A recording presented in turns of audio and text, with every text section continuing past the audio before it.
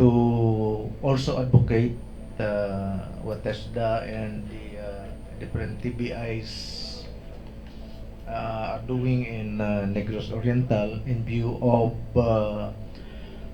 mga developmental programs. Hopefully nga makuan pa nato nga maka-produce mga work ready nga mga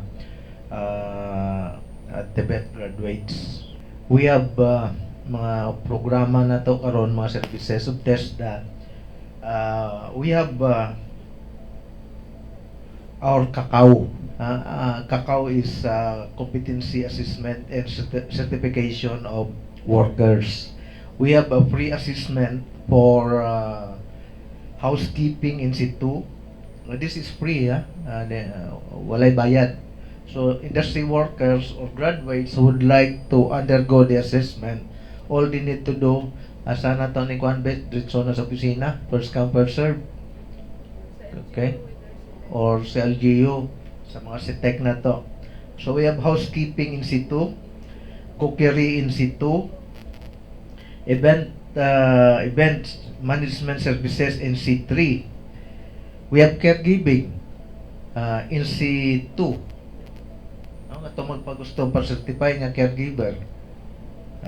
We have shielded metal arc welding in C1 and in C2.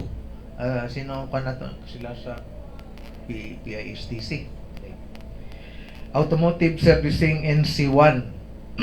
Electrical installation and maintenance in C2. Bookkeeping in C3. Katong sa Hilot, no? Hilot Wellness Massage in C2.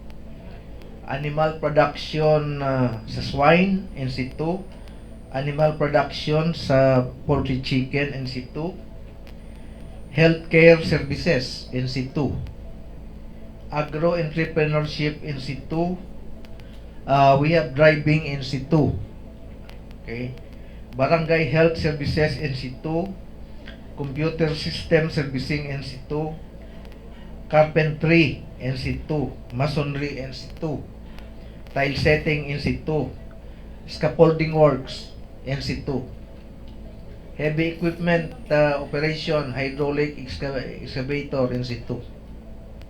We have rigid on highway dump truck in situ, road roller, no, in situ.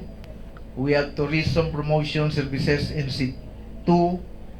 Then we have gusto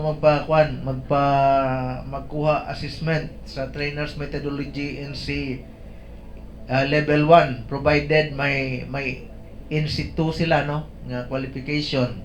So pwede magdirekta basta college graduate. Driving in C3, mao ni siya ang driving para sa bus, then sa straight truck. And we have also driving in C3 para sa articulated vehicle. So chance na gusto ko tong mag-abroad sila mga ano. So we have now, no, bread and pastry production in situ and organic agriculture production in situ.